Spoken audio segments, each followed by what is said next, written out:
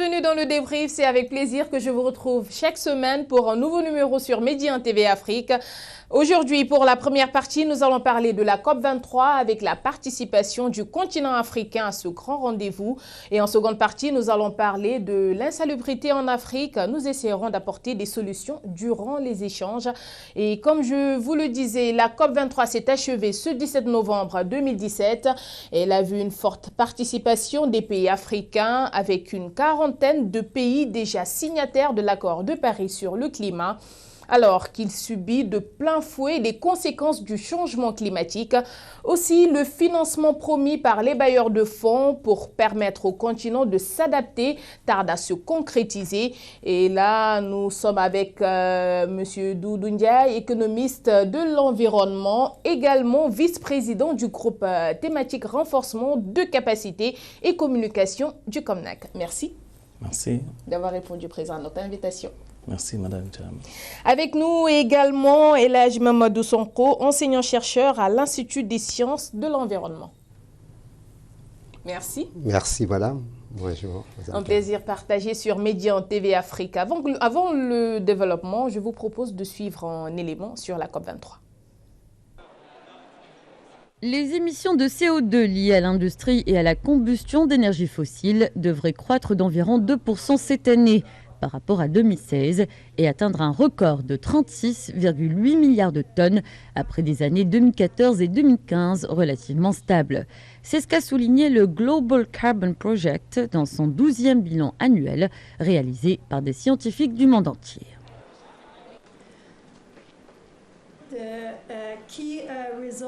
Le principal résultat de cette année, c'est qu'après 3 ans de plafonnement des émissions mondiales de carbone provenant des combustibles fossiles et de l'industrie, nous prévoyons une augmentation des émissions mondiales de 2% pour 2017.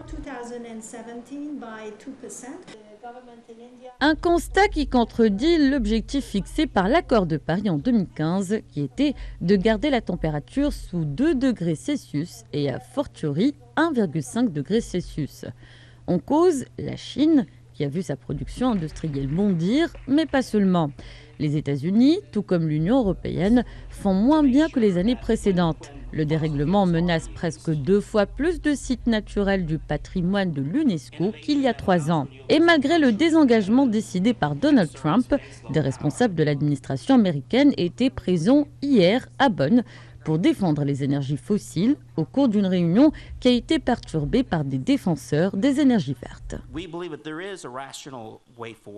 Nous pensons qu'il existe une solution rationnelle qui ne force pas les pays à choisir entre l'atténuation, le développement et la sécurité énergétique. Nous allons tenir notre promesse du G20. Nous allons travailler avec les pays qui utilisent les combustibles fossiles de manière plus propre, plus efficace et les aider à déployer des technologies propres, y compris les énergies renouvelables et nucléaires. La communauté internationale réunie à Bonn a jusqu'au vendredi 17 novembre pour s'accorder sur les moyens de mise en œuvre de l'accord de Paris. Demain, la COP23 sera plus politique, avec notamment les allocutions de la chancelière allemande Angela Merkel et du président français Emmanuel Macron. Alors, Monsieur Ndiaye, je vous pose la première question. Déjà, le continent africain contribue qu'à moins de 4% des émissions mondiales de gaz à effet de serre. Mais il est le continent qui subit le plus. Quel est son avenir par rapport à cette situation? Merci, Madame Cham. Merci, Monsieur le professeur. Comme on l'a si bien dit dans le documentaire, comme vous venez de le rappeler, l'Afrique, sur l'émission, ne pèse pas lourd, parce que l'émission de l'Afrique est estimée entre 3 à 5%. Par contre, l'Afrique risque de sentir de plein fouet ces problématiques de changement climatique. Je prendrai pour exemple le Sénégal, qui a 700 km de côte, qui fait partie des pays sahéliens, les pays sahéliens qui se retrouvent à la lisière du Sahara, qui lui-même à l'origine serait provoqué par une péjoration climatique. Donc on voit nettement que l'Afrique risque de sentir de plein fouet ces problématiques de changement climatique. Du point de vue de son agriculture, du point de vue de son élevage, du point de vue des phénomènes extrêmes qu'on voit en termes d'inondation, de sécheresse, qui risquent de perturber tout simplement le tissu urbain. Alors, Monsieur Sonko, que pensez-vous de cet élément sur les changements climatiques et surtout les émissions de gaz à effet de serre? Merci, madame. Je vais aussi commencer par remercier M. Ndiaye, avec qui je partage ce plateau, pour juste aussi un peu conforter sa position dans la contribution de l'Afrique qui est assez faible, mais surtout, c'est l'Afrique qui va subir, comme tout le monde le reconnaît aujourd'hui, les contre-coups en fait de ces changements climatiques. Et aujourd'hui, surtout avec le retrait un peu des États-Unis, c'est quelques 2 milliards de dollars qui étaient prévus pour financer et surtout supporter les pays en développement qui ne vont plus arriver dans les caisses des Nations Unies. Et ça peut être vraiment un problème, surtout pour ces États, dans le cadre donc de leur adaptation au phénomène de changement climatique. Alors, on assiste ces derniers temps à la succession des catastrophes climatiques, un peu partout au monde, avec les ouragans, les sécheresses et inondations, tout ce qui va avec. Et depuis le dernier rendez-vous de Marrakech, on se demande si cela va pousser les investisseurs à agir rapidement en faveur du climat, surtout pour le continent africain. Oui, on peut l'espérer, parce que tout le monde aujourd'hui est témoin de ces phénomènes de catastrophes qui touchent tous les continents. Parce que aussi, heureusement, je dois dire, certains doivent m'excuser, le climat ne connaît pas les frontières. Donc le climat, quand il y a une catastrophe, la catastrophe ne connaît pas une frontière américaine ou une frontière africaine. Donc la catastrophe peut arriver dans n'importe quel pays. Et de ce fait, donc, on espère que les États ou bien les pays développés vont donc essayer de concrétiser leurs engagements pour aider d'un point de vue donc, économique à réduire, donc avec le financement, à réduire en fait, à plutôt permettre une bonne adaptation des pays, mais aussi avec l'innovation technologique, réduire leur contribution dans les phénomènes de réchauffement climatique, avec une réduction des gaz à effet de serre. Alors, M. Ndiaye, les pays signataires de l'accord de Paris tardent à respecter leurs engagements. Qu'est-ce qu'il explique selon vous? Je pense qu'il faudrait expliquer davantage. Il faut comprendre que l'accord de Paris, bien que ça ait été fait en 2015, son application ne viendra qu'après 2020. Et c'est ce qui fait que les gens disent qu'il y a un échec sur la COP23, pour la COP23. Je ne pense pas. On était juste avec la COP22, on était dans la préparation du cadre de mise en œuvre. À la COP23, on était au renforcement de ce cadre de mise en œuvre.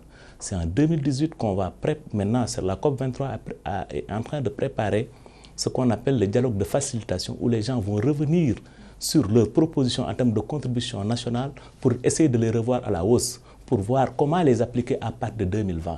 Parce que dans cette période-là, de 2015 à 2000, c'est l'amendement de Doha qui est en vigueur. Si on demande une application, ce serait par rapport à l'amendement de Doha, mais pas encore à la COP21, par rapport à la COP de Paris. La COP de Paris, son applicabilité proviendra après 2020. Mais qu'est-ce qui fait retarder jusqu'à présent? Parce qu'on sait que l'Afrique est le parent pauvre des financements. Ce n'est pas un retard. Il faut comprendre qu'on est en train de poser des réformes sur le plan mondial. Et de poser des réformes, ne serait-ce que dans un pays, ce n'est pas facile. À plus forte raison, si on veut les faire à l'échelle planétaire, ça demande des négociations, ça demande du temps. C'est pour ça qu'ils ont bien prévu, ils ont bien planifié. On a passé l'accord en 2015, son application viendra en 2020. Maintenant, on se donne le temps entre 2015 à 2020 pour voir les modalités, pour ce qui permettra en 2020, c'est à partir de là que les gens vont mettre en œuvre. Monsieur Sonko, Monsieur Ndiaye a parlé de temps, mais le continent africain a-t-il justement du temps pour attendre? Oui, je crois que il a parlé parce que ça aussi, c'est des questions juridiques qu'il a posées sur la table. Donc c'est le temps, c'est 2020 qu'on doit normalement commencer la mise en œuvre, mais je crois que dans certains articles, on a demandé donc aux États qui peuvent d'anticiper et de commencer à appliquer. Je crois que ça aussi, c'est une disposition qui a été vraiment adopté dans l'accord de Paris. Et si on en revient aux enjeux, cette année, quel aurait été le principal enjeu pour le continent africain selon vous? L'enjeu pour le continent africain, je crois que l'enjeu est multiple parce que le continent africain doit d'abord, je crois que pour nous, le principal problème, c'est d'abord le financement. Parce qu'on aura beau mettre en place des politiques liées donc à la réduction des gaz à effet de serre, mais comme vous l'avez montré avec le petit spot qui est passé, on contribue pour 3 à 4%. Donc c'est excessivement faible par rapport à d'autres pays. Donc l'Afrique, ici, les enjeux, c'est surtout des enjeux de financement pour supporter en fait son développement, parce qu'avec quand ils vont shifter vers des énergies renouvelables, il faut financer ces énergies.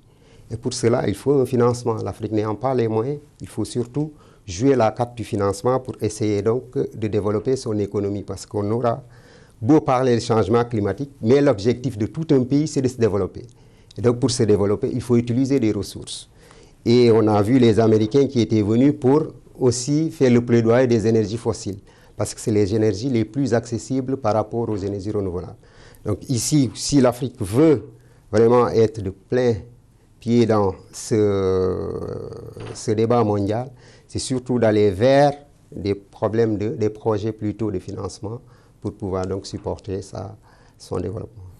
Vous partagez les avis de M. Sonko? Oui, je les partage entièrement. J'en rajouterai tout simplement que l'enjeu par rapport à l'Afrique et l'enjeu par rapport au besoin même de sauver le monde, ce qu'il faut comprendre, c'est qu'au-delà même de la question de sauver le monde aussi a des besoins de compétitivité, de développement économique. Et jusqu'à présent, la trajectoire que nous avons eue pour développer, pour avoir les pays en développement, ils ont toujours eu à utiliser de l'énergie qui avait comme source les énergies fossiles. Il faudrait qu'on arrive à changer de mode de consommation et de production d'énergie. C'est ce à quoi nous invite la CNUCC. Donc, il faudrait tout simplement accepter, comme il l'a dit, à travers ce changement de paradigme, se donner les moyens de sa politique. Ce qu'il faut dire par rapport à l'Afrique, pour revenir à les enjeux pour l'Afrique, les dimensions par rapport à cette question de lutte contre le changement climatique, c'est l'atténuation, c'est l'adaptation et ce qu'on appelle loss and damage. Ça veut dire, par rapport à l'atténuation, il faudrait qu'on change des modes qui seront moins émetteurs de gaz à effet de serre. Malgré tout, s'il y a le changement climatique qui est là et qui s'opère, il faudrait que les populations arrivent à s'adapter. C'est pour ça qu'il a dit que l'enjeu pour l'Afrique, c'est les moyens. Cette adaptation, ça coûte excessivement cher. Au-delà de l'adaptation, si malgré tout les dommages s'effectuent, il faudrait qu'il y ait quelqu'un pour payer ce qu'on a perdu. Mais maintenant, qui va prendre ça en charge? Les Africains qui sont réputés, qui sont déjà connus pauvres, et si le changement climatique s'abat davantage sur eux, qui va prendre ça en charge? C'est ça tout l'enjeu des Africains, c'est ce qu'ils sont en train de régler au niveau de ces COP-là. Et par rapport à cette logique qui va prendre ça en charge, pour cela, il faudrait une bonne politique de la part de nos autorités africaines. Je pense qu'il faut une bonne communication, une bonne sensibilisation à l'échelle mondiale pour que tout un chacun puisse savoir que ce problème-là, c'est un problème, comme les scientifiques l'ont dit, le GIEC le dit, c'est un phénomène anthropique, ça veut dire que c'est dû à l'homme et ça menace l'humanité. Et ça menace particulièrement l'Afrique du point de vue de sa position stratégique, géographique, qui fait que c'est elle qui risque de ressentir en premier lieu ces questions de changement climatique. Il faudrait aider ces populations africaines à pouvoir faire face à ce phénomène. Et tantôt, vous avez parlé du phénomène économique.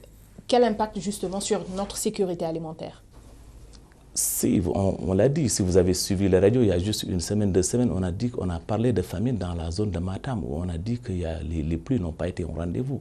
On a parlé aussi d'une baisse du niveau du fleuve. Tout ça menace la sécurité alimentaire, parce qu'aussi bien l'agriculture, l'élevage, généralement le secteur primaire, c'est à partir de l'eau qu'on pourra faire toutes ces activités-là de développement économique. Ça c'est clair. Et M. Sonko, vous qui faites principalement des recherches en ce domaine, quel est le constat fait sur le terrain? Sur le terrain, donc comme il l'a dit, je vais encore conforter sa position pour dire qu'avec les changements climatiques, on a constaté des fois dans certaines zones une réduction des niveaux de pluie. Et ces réductions vont avoir un impact sur le rendement agricole. Deuxièmement, donc, on peut constater que ça peut aussi aboutir à ce qu'on appelle une dégradation des sols. Et cette dégradation des sols aura aussi comme effet une réduction de la productivité agricole. Donc, dans tous les cas, le changement aura sous-temps beaucoup d'effets néfastes sur donc, le monde rural. Cette année, comme je le disais à l'entame de mes propos, beaucoup de chefs d'État africains ont participé à ce forum. On a même noté une forte présence des autorités africaines. Bon, on se pose la question de savoir si cette présence-là pourra servir à notre politique par rapport aux avancements sur ces changements climatiques-là dans ce continent. Oui, je vais répondre par l'affirmative parce qu'il faut aller là où les décisions se prennent. Parce que souvent, l'Afrique a été connue pour toujours être en retrait. Et souvent, ils sont là, les gens se plaignent pour dire qu'ils ont pris des décisions sans notre présence. Et là, je pense qu'il faut saluer cela la participation des États, des chefs d'État africains est vraiment à saluer pour qu'ils aillent pour poser maintenant le vrai débat qui est pour les Africains un débat de financement, surtout pour pouvoir supporter donc, les effets du changement climatique. Voilà, Monsieur Sonko l'a dit, il faut qu'ils participent aux grandes instances, participer au débat. Mais n'est-il pas temps pour les chefs d'État africains de marquer d'un pied ferme leur position pour que le continent africain puisse en sortir? Je pense que c'est dans cette perspective, comme on l'a dit tantôt, c'est le peuple le plus menacé, le continent le plus menacé. C'est pour ça qu'il est normal, qu'il est naturel. C'est un instinct de survie pour les Africains. Là où on va discuter des questions de changement climatique, qu'ils soient massivement représentés. Parce que c'est les peuples les plus menacés par ce phénomène-là. Donc c'est tout à fait naturel, c'est tout à fait normal. Maintenant, ce qu'il faut faire, comme vous l'avez si bien suggéré, au-delà de ce qu'on peut tirer d'opportunités de financement de ces questions de changement climatique, il faudrait davantage que ces Africains puissent réfléchir pour pouvoir essayer de trouver des ressources domestiques et prendre en charge au niveau national, au niveau de leur propre population, de leur propre organisation interne, pour prendre en charge ces questions-là. Parce que c'est sûr que quelle que soit l'aide qu'on pourra nous apporter, l'aide ne pourra jamais tout faire. Mais à chaque fois on organise ce genre d'événement, qu'en est-il du suivi des recommandations? Je pense que le Sénégal, à l'instar des autres pays du monde, est en train de suivre. Parce que le Sénégal aussi a élaboré son document qu'on appelle la contribution prévue ou déterminée au niveau national, qui va être transformé pour être une CDN. Ce sera l'outil de politique articulé avec le PSE qui permettra au Sénégal de participer à l'effort mondial de réduction des émissions de gaz à effet de serre et de donner une politique d'adaptation face à ces questions de changement climatique. Alors, M. Sonko, par rapport au suivi des recommandations, pensez-vous qu'on en fait assez? Oui, je pense qu'on en fait assez. Comme il le dit avec le document là, qui est vraiment assez fourni et qui balaye vraiment tout ce qu'on a comme thématique au niveau de l'environnement, de l'agriculture, à l'élevage, etc., etc. On a vraiment bien cadré, bien sérié donc le phénomène. Et je pense que là, je lui rejoins. Bon, je crois que le Sénégal fait vraiment beaucoup d'efforts dans ce sens. Voilà, avec la complicité de la régie, si on peut passer quelques images concernant l'érosion côtière dont souffrent certaines populations. Je vous propose de suivre les images. Voilà, comme vous le voyez, ça, il s'agit de la baie de Han. Comme vous le voyez avec les images, la dégradation de la nature. Les eaux stagnantes aux environs des plages, les eaux usées, avec le désarroi des populations.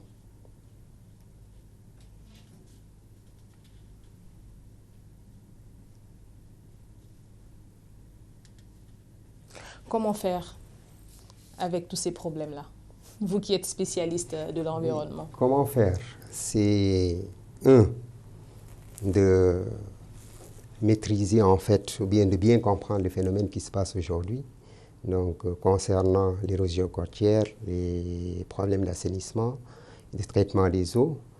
Après cette connaissance, il faut aller vers la mise en place de politiques qui vont prendre en charge ces questions. Parce que je ne vous coupe pas, durant ces forums-là, bon, il y a des populations qui ne comprennent pas. Bon, elles se disent c'est des faits qui arrivent. Le plus souvent, on tient l'État comme principal responsable, alors que tel n'est pas le cas. Donc, il faudrait expliquer à ces populations-là qu'est-ce que c'est que déjà les dérèglements climatiques pour qu'elles puissent se préparer en conséquence.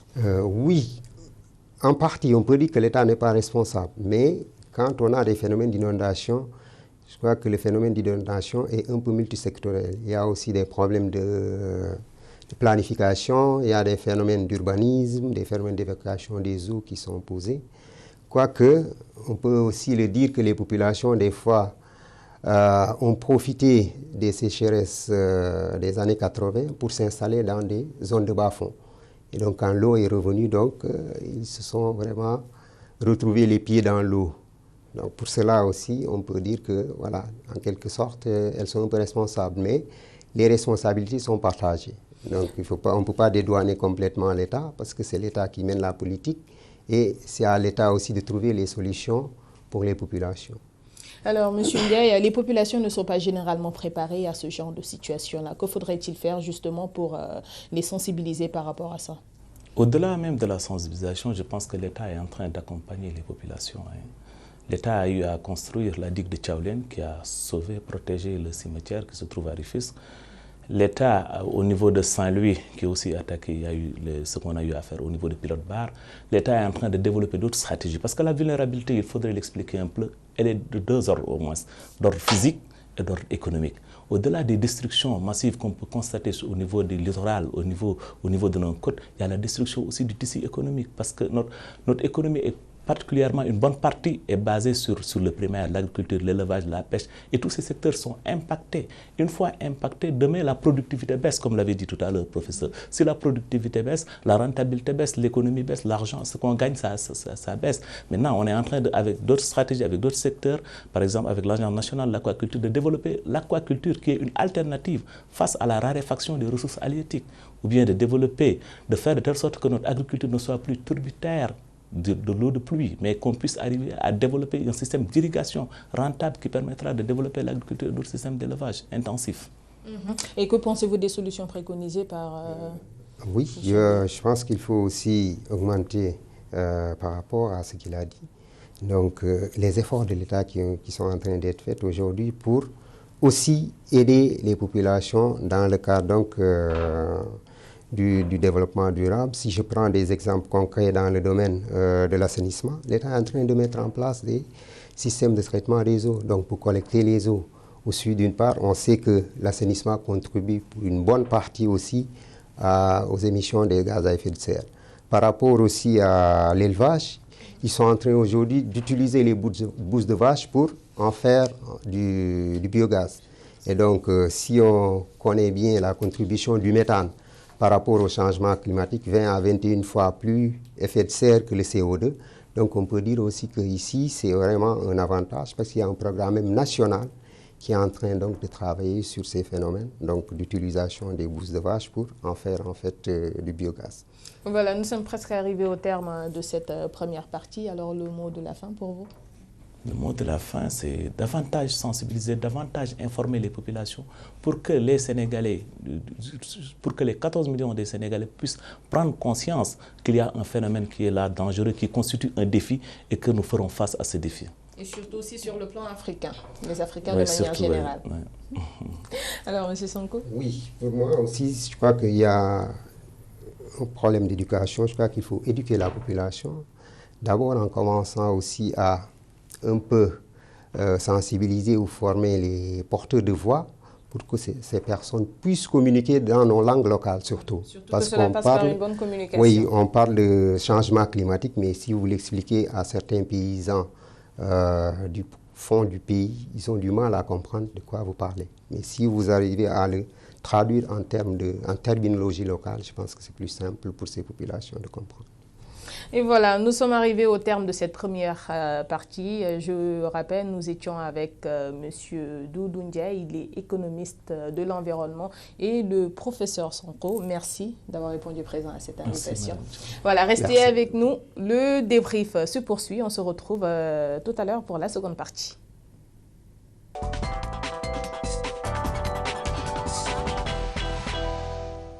On se retrouve dans la seconde partie du débrief. Comme je vous le disais à l'instant, nous allons parler pour cette seconde partie de l'insalubrité de l'environnement en Afrique qui provoque 12,6 millions de décès par an selon l'OMS. Les causes sont nombreuses, la pollution de l'air, de l'eau et des sols, l'exposition aux substances chimiques entre autres, mais le plus flagrant reste les ordures qui jonchent les artères de nos grandes villes. Les populations sont exposées au quotidien. Et pour en parler, nous sommes avec Sandra Bassabam, chercheuse en gestion de l'environnement. Merci Sandra. Merci Aminata. Merci d'être là avec nous, avec également Monsieur Mondion Laikebe, artiste photographe et initiateur de CF Dakar. Oui, merci beaucoup. Bienvenue sur Médian TV. Alors, la première question va aller directement à Sandra. Pourquoi nos villes en Afrique sont toujours sales? Merci pour l'invitation Aminata Thiam. Pour revenir sur votre question, déjà, le constat il est général, hein, c'est partout. C'est-à-dire, si on prend aujourd'hui 25 pays dans le monde, on constate que 16 de ces pays sont les plus sales dans le monde. Et ça, c'est dû à quoi? C'est dû à la responsabilité est partagée, c'est-à-dire au niveau de l'État comme au niveau des populations. Maintenant, pourquoi au niveau de l'État? L'État aujourd'hui manque, je dirais, de rigueur dans la gestion de l'insalubrité au niveau du Sénégal, si on prend précisément le cas du Sénégal. Pourquoi? Parce qu'aujourd'hui, quand vous prenez les rues de Dakar, il manque de bennes à ordures. Et aussi, l'autre problème, c'est quoi? C'est au niveau de la population. Pourquoi la population? La population, aujourd'hui, on constate qu'il y a un laisser-aller. Le laisser-aller, il est à quel niveau? Les gens, aujourd'hui, se lèvent le matin pour prendre le café Touba dans les rues. Après la tasse, qu'est-ce qu'on fait de cette tasse-là? On la jette. Donc aujourd'hui, les responsabilités sont partagées. Et vu les circonstances dans lesquelles nous nous trouvons, la question aujourd'hui est comment faire pour remédier à cette situation? Parce que nous ne l'oublions pas, le Sénégal aujourd'hui produit, la ville de Dakar seulement, elle produit plus de 20 000 tonnes d'ordures par jour, juste pour la ville de Dakar. Vous imaginez ce que ça signifie? Oui, nous allons y revenir surtout sur qu'est-ce qu'on doit faire, mais j'aimerais bien aussi que Mandione me réponde sur ça. Pourquoi justement en Afrique, nos villes sont toujours sales, vous qui êtes initiateur de Save Dakar? En fait, moi, ça, je le résume en un mot. Je pense manque d'incivilité. Et d'une part aussi, l'État est responsable. Parce qu'ils ne mettent pas les moyens pour que la population ait fait des choses pour que nos villes ne soient pas... Voilà. Et comment y remédier selon vous? Bon, vous l'avez dit, l'État n'en fait pas assez, mais qu'est-ce qu'on peut faire pour y remédier, surtout du côté des populations? Aujourd'hui, pour moi, c'est la sensibilisation. Parce que la majeure partie des Sénégalais aujourd'hui sont analphabètes. Donc, les questions d'ordre environnemental, ils n'en savent rien.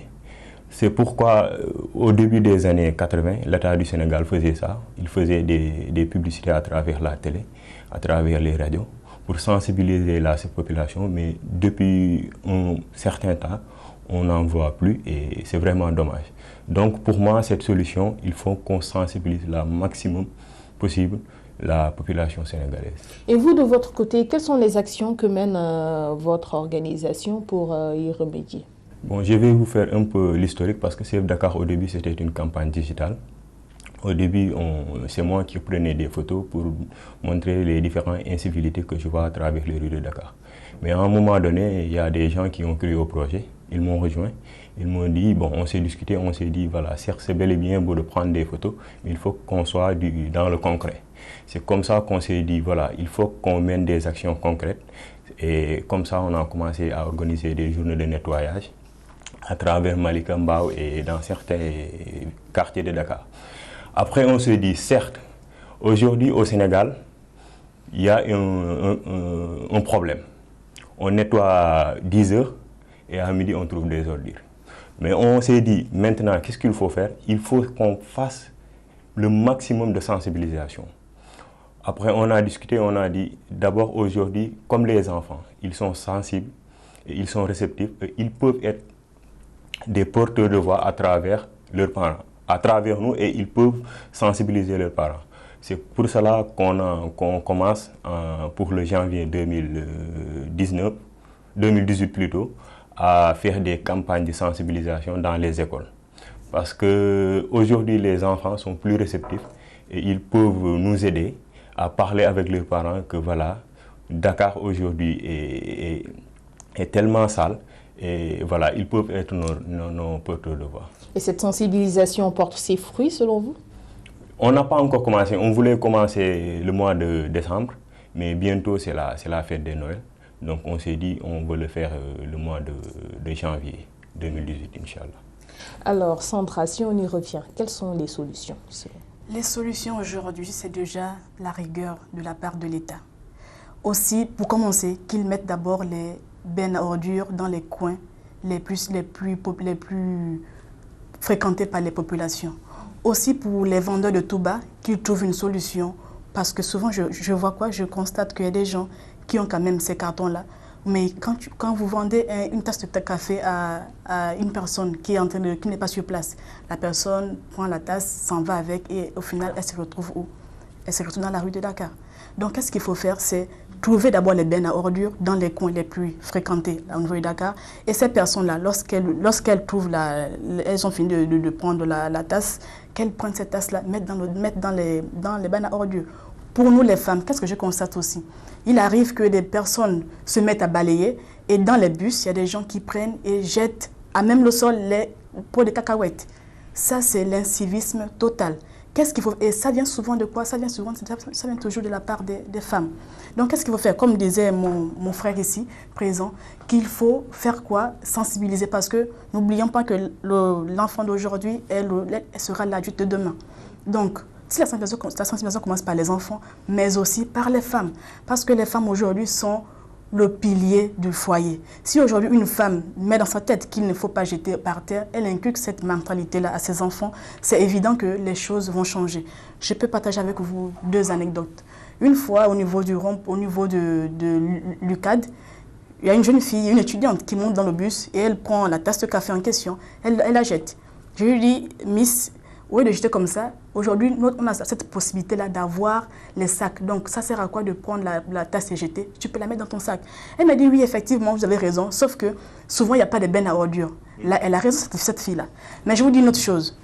Il y a 3 semaines, j'ai même partagé cela avec les hommes, avec mes frères mes confrères, pardon, mes collègues de Teranga News. Donc, qu'est-ce qui se passe? Même scène. J'attends le bus et la fille prend la tasse, elle consomme le café, après elle jette. Je monte dans le bus, je lui dis, au lieu de jeter ça prochainement, tu prends, tu mets dans ton sac. Et elle m'a répondu littéralement, ça me plaît de jeter ça au sol.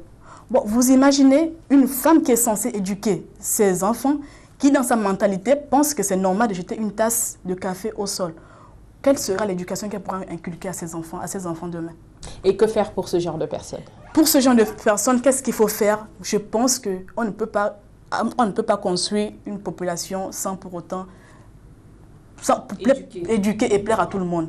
Donc c'est pour ça que j'ai dit à l'État d'abord de commencer au premier travail, c'est-à-dire mettre les bennes à ordures et mettre, si possible, des agents qui vont veiller à ce que les personnes ne jettent pas. C'est-à-dire, si vous mettez les agents aux alentours et que les personnes viennent jeter sciemment, le monsieur suit la personne qui a jeté, lui demande de ramasser. Si elle ne ramasse pas, qu'elle paye une amende. Ça, c'est un bon départ, je pense. Des restrictions, des amendes et tout ce qui va avec. Oui. Pourquoi? Des sanctions. Parce qu'il y a un laisser-aller pas possible, surtout concernant les ordures. Prenez le cas aujourd'hui des vendeurs d'eau. C'est vrai que ça aide quand la canicule est au zénith. C'est vrai que ça aide. Mais quand on fait de boire de l'eau, qu'est-ce qu'on fait? On jette. Dans les bus, c'est la même chose. Les tickets, on les jette.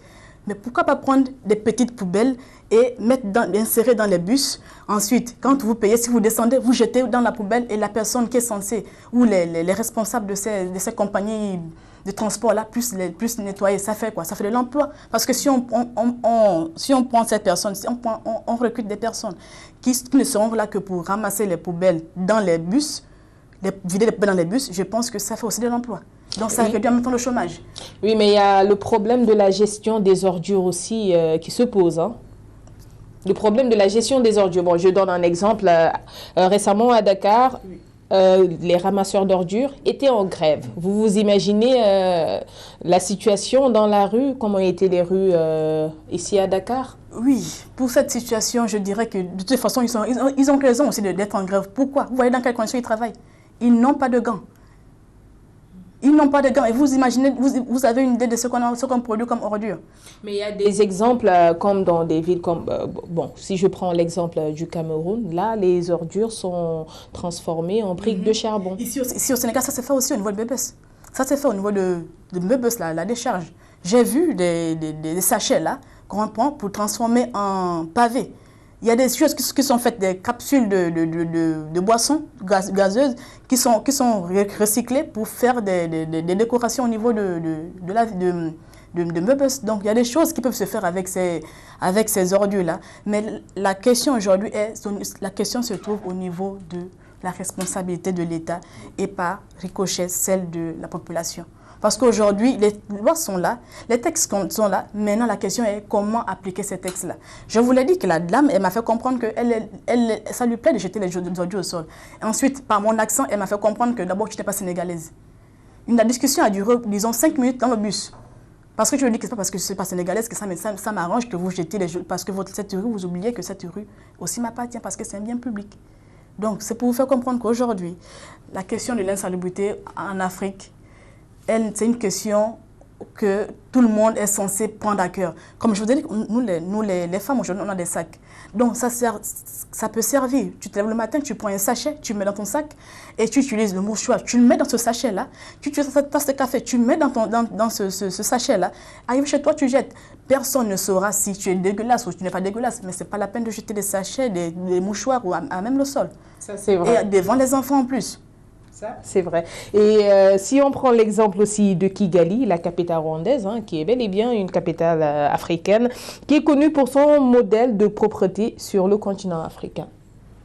Comparé aux autres villes africaines, selon vous, quelle est cette politique-là qui nous manque pour être à l'exemple du Rwanda? Comme l'a dit bien Sarah, je pense qu'au Sénégal aujourd'hui, l'État du Sénégal ne prenne pas ses responsabilités pour sanctionner les personnes qui font ces différentes incivilités. Parce qu'au Sénégal, on a tendance à dire la propreté du poule.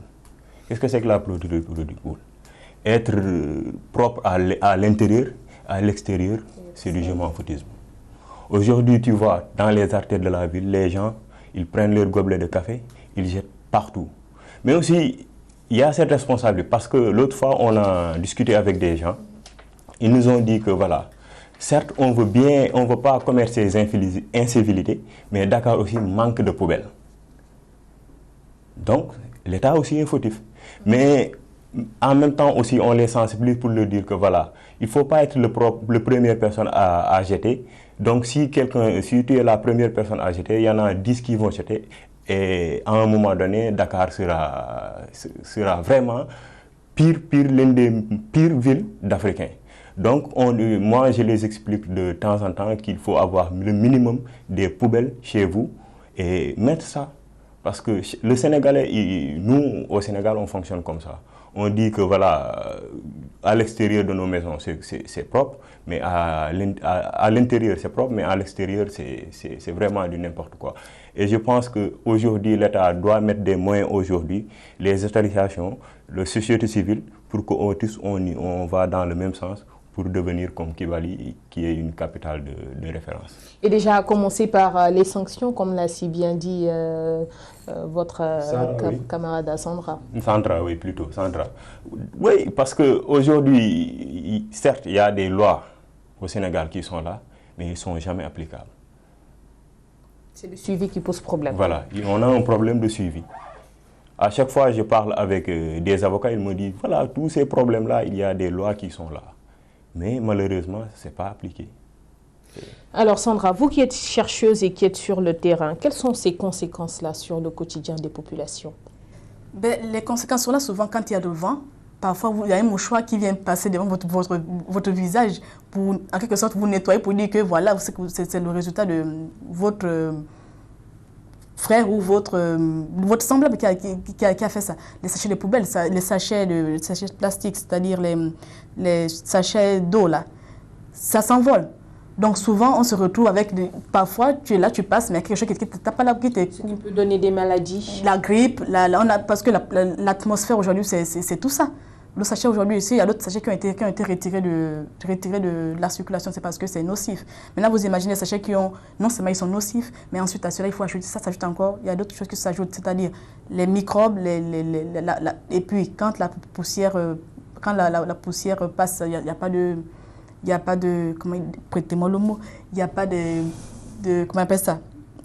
Lorsque la poussière passe, il n'y a pas la possibilité de dire que je vais essayer d'enlever ceci, d'enlever cela. Donc, en fait, s'il y a quelque chose que je peux dire, c'est que cette histoire d'insalubrité, chacun devait en faire une affaire personnelle. C'est-à-dire prendre ses responsabilités depuis la maison et se dire que voilà ce que je m'engage à faire pour l'environnement, pour mon enfant, pour mon prochain. Et même par rapport à l'environnement, vous avez parlé des sachets plastiques. Bon, il fut un temps, même ici au Sénégal, je prends l'exemple, on avait interdit la vente des sachets, mais on voit que cette restriction-là n'est pas appliquée. Mais c'est bien ça, c'est ce que je disais, que c'est la rigueur qui manque. Dans toute chose, il faut une rigueur. Maintenant, si l'État, c'est bien beau de voter les droits, c'est bien beau de décider. Maintenant, si ce n'est pas appliqué, et encore moins, il n'y a pas de suivi. Donc, on se retrouve au même point de départ. Je pense qu'aujourd'hui, si Kigali a pu se démarquer comme ville la plus propre en Afrique, en Afrique, ça veut dire qu'il y a eu une rigueur quelque part. Il y a eu un suivi. Donc, c'est ce suivi-là qui manque au Sénégal comme au Gabon. Parce qu'au Gabon, c'est vrai qu'il y a des bennes, mais qu'est-ce que les familles font? Les mamans prennent des ordures, remettent aux enfants de 5 ans, 6 ans qui vont, mais la poubelle, la benne, elle est plus grande, elle est plus haute que la taille d'un enfant de 5 ans. Ils déposent à même le sol. Et le lendemain, qu'est-ce qu'on se retrouve? On retrouve des ordures au sol alors que la benne, elle est vide. Il y a eu des campagnes de sensibilisation, mais est-ce que ça a suivi? C'est la question qui se pose. Oui, problème de suivi. Parce que, voilà, au Sénégal, il y a toujours des lois qui sont là, mais ils ne sont jamais appliquées. Et je pense qu'aujourd'hui, pour que ce pays change, moi je le dis souvent, certes on a un beau pays, mais c'est les mentalités qui restent à avoir. Et pour que ça change, il faut une bonne campagne de sensibilisation. Certes, tous les gens aujourd'hui, comme on fait, parce que nous au début on faisait cette campagne de sensibilisation à travers les réseaux sociaux, mais à un moment donné on se dit que voilà, aujourd'hui, même si tous les jeunes utilisent les réseaux sociaux, mais les vieux aussi, ils sont dans les télés et dans les radios. Là, actuellement, on est en train de parler avec certaines radios locales pour faire des journées de sensibilisation à travers les radios, à travers les télés. Mais aussi, il y a une agence de communication qui vient nous aider pour qu'on fasse des affiches qu'on va faire à travers les artères de la ville, mais qu'on ne va pas faire seulement en français parce que la population, la majeure partie aussi... On va faire ça en langue locale pour que les autres puissent comprendre. Voilà. Et en dehors de ces activités que vous faites, travaillez-vous directement avec le ministère en charge, le ministère de l'Environnement? Beaucoup de gens ont oublié aussi que CEF Dakar vient de faire 5 mois, parce qu'au début c'était juste une campagne digitale, mais au fur et à mesure, comme je te l'ai dit tout à l'heure, il y a des gens qui croient au projet. On s'est réunis, on s'est dit il faut qu'on fasse quelque chose de concret. Mais depuis lors, bon, on est sur le terrain, on travaille, mais pour l'instant, il n'y a pas le ministère qui nous fait signe. Mais fait-il partie de vos projets? Oui, il fait partie de nos projets parce que tout ce qu'on fait là, c'est pour tous les Sénégalais, c'est pour l'État, c'est pour les citoyens. Donc, si on peut collaborer ensemble, pourquoi pas? Bon, peut-être si vous allez vers les autorités, vous pourrez aboutir à vos objectifs. Je l'espère. Oui. Voilà. Alors Sandra, on parle beaucoup de politique, d'application, de rigueur et surtout côté environnement. C'est vrai que les populations doivent s'y mettre et tout ce qui va avec. Mais pensez-vous que ça sera facile d'être réceptif par rapport à certaines choses? Facile. Vu l'anecdote que vous venez de nous raconter. Facile, je dirais non. Pas facile parce que, comme on dit, les habitudes, les anciennes habitudes ont la peau dure. Donc, ce n'est pas évident. Déjà, face à cette dame-là, par exemple, ce ne serait pas évident. Comme ça lui plaît de jeter au sol, ce ne serait pas évident. Mais ce qu'il faut faire, c'est le suivi. Et le suivi passe, comme je disais tout à l'heure, le suivi passe par quoi? Par la proximité des personnes qui seront là à veiller à ce. Parce que c'est bien beau de dire, aujourd'hui, on va le faire. Mais c'est d'abord quoi? C'est tout un travail. Déjà faire des spots publicitaires pour annoncer qu'à partir de cette date, la personne qui jettera les choses au sol va payer une amende à partir. On accorde au moins peut-être un mois à la population pour inculquer cela, pour ingérer cela dans leur culture ou dans leur mentalité.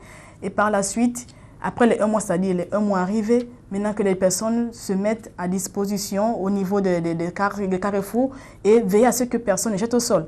Une fois que la personne jette, on lui demande de ramasser et s'il essaie de demander pourquoi ou comment, là maintenant on peut traîner dessus. Je vous promets que si ça se fait 1, 2 personnes, 3 sont amenées quelque part, même 1 minute ou 10 minutes dans les cachots parce qu'ils ont jeté au sol sans pour autant chercher à ramasser, je pense que les choses vont changer parce que c'est du bouche à oreille, sans oublier les Facebook qui sont là, les réseaux sociaux. Et aussi les cours sur l'environnement dans l'élémentaire, ça peut aider. Effectivement, oui. C'est pour cela que je disais tout à l'heure que le monsieur ici présent, lorsqu'il parlait de sensibiliser, je dis effectivement, il faut sensibiliser au niveau des enfants déjà. Pourquoi? Parce que ce sont les enfants qui sont les adultes de demain. Donc c'est tout naturel qu'il faut sensibiliser au niveau des écoles, mais surtout mettre l'accent aussi sur les mamans. Parce qu'aujourd'hui, j'ai vu, moi, la plupart des personnes qui jettent au sol, ce sont toujours les mamans. Souvent, tu les vois manger les cacahuètes, ensuite elles mettent ça sur un pagne et après elles jettent et pourtant dehors, il y a une personne qui est en train de nettoyer. Et c'est juste que quand ça se passe, tu n'as pas possibilité de prendre la photo. Sinon, je pourrais prendre la photo et montrer, mais bon.